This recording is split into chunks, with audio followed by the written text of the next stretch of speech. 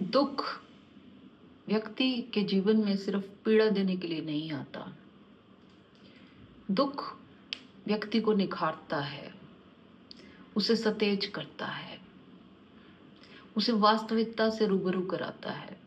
जो है वो दिखाने की कोशिश करता है। अगर अब तक भी तुम्हारे जीवन के दुखों ने तुम्हें सतेज नहीं किया,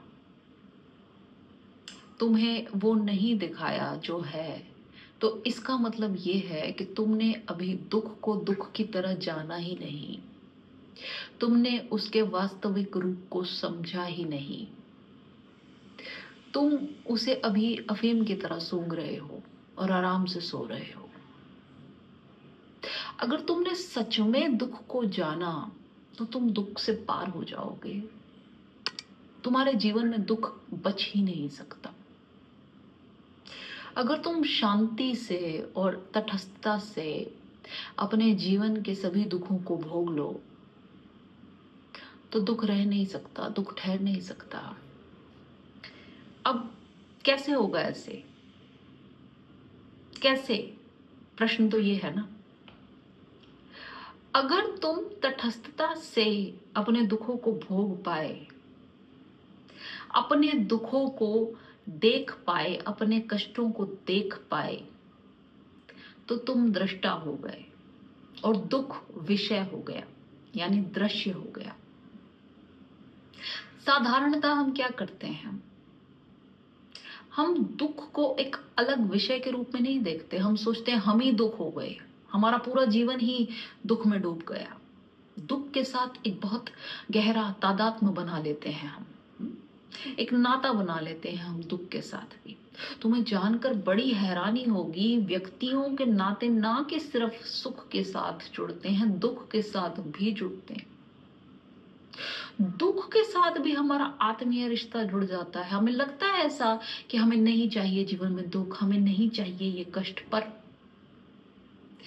अगर किसी व्यक्ति को किसी खास प्रकार के कष्ट की आदत पड़ जाए और वो अचानक उसके जीवन से गायब हो जाए तो उसे परेशानी खड़ी हो जाएगी।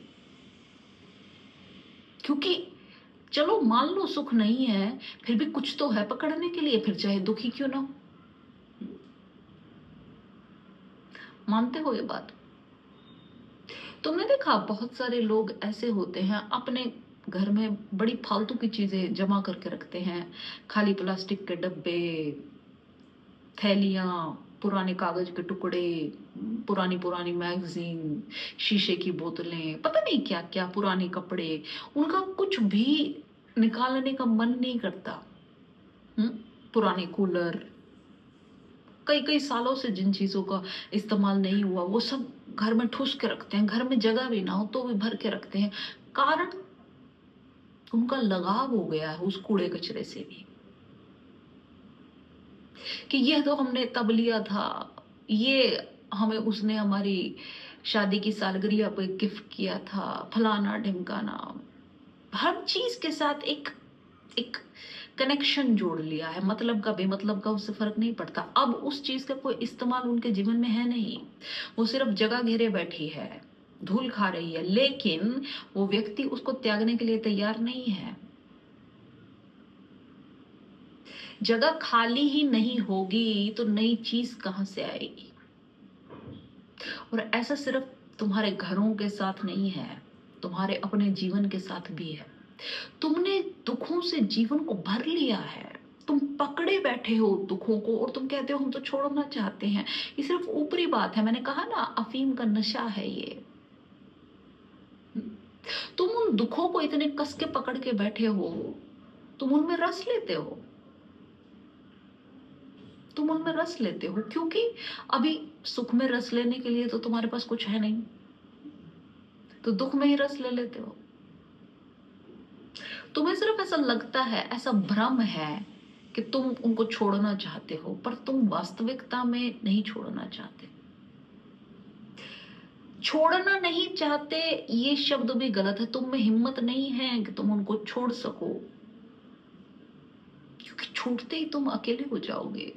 वो सहारा है, वो पकड़ है, अभी कुछ करना है, इस दुख को दूर करना है, उसके लिए मैं ये कर रहा हूँ, मैं वो कर रहा हूँ, 70 प्रपंच है।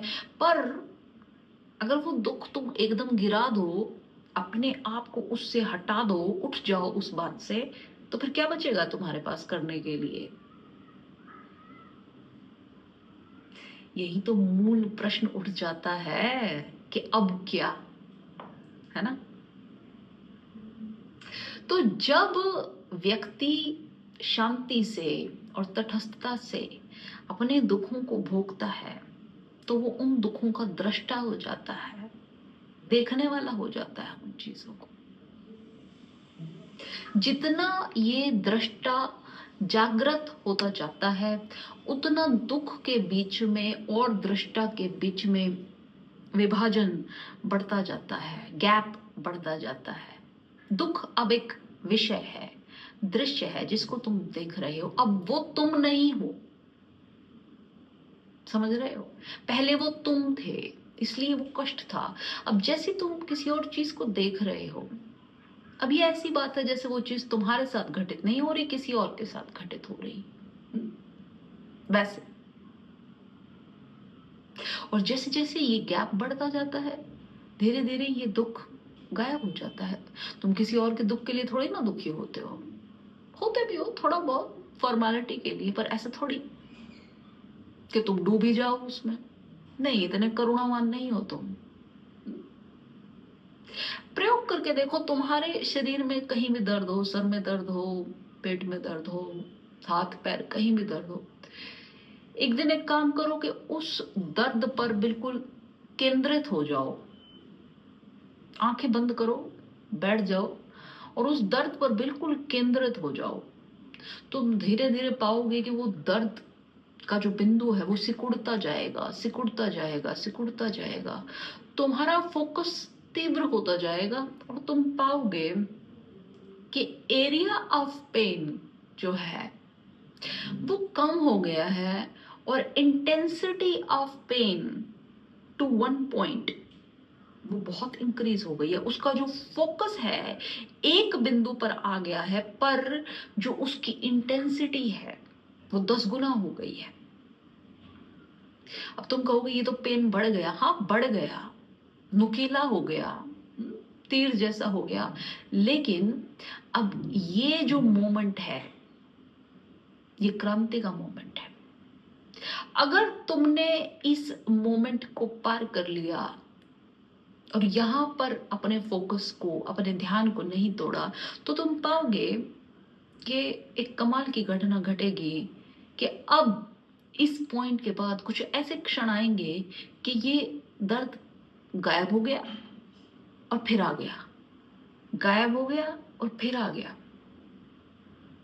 फ्लक्चुएशंस, पैल्पिटेशंस तुम्हें फील होंगी। तुम हैरान हो गई, ये अभी 10 मिनट पहले तक जो दर्द इतना इंटेंस हो रहा था, ये अभी गायब हो रहा है, आ जा रहा है। और अगर तुमने ऐसे ही इस चीज को कंटिन्यूस रखा तो ये दर्द गायब हो जाएगा, ये शून्य हो जाएगा।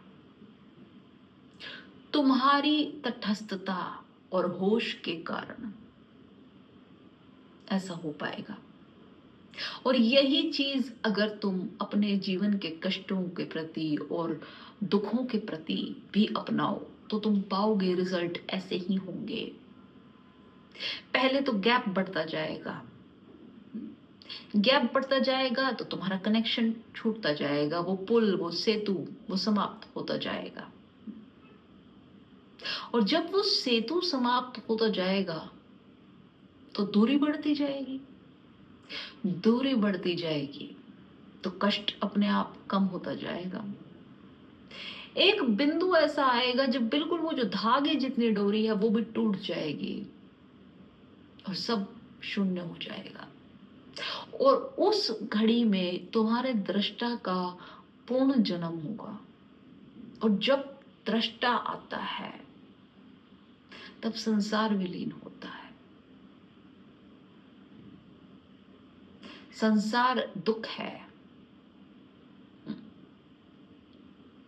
दृष्टा के साथ तुम्हारे जीवन में तटस्थता आती है, बोध आता है, होश आता है।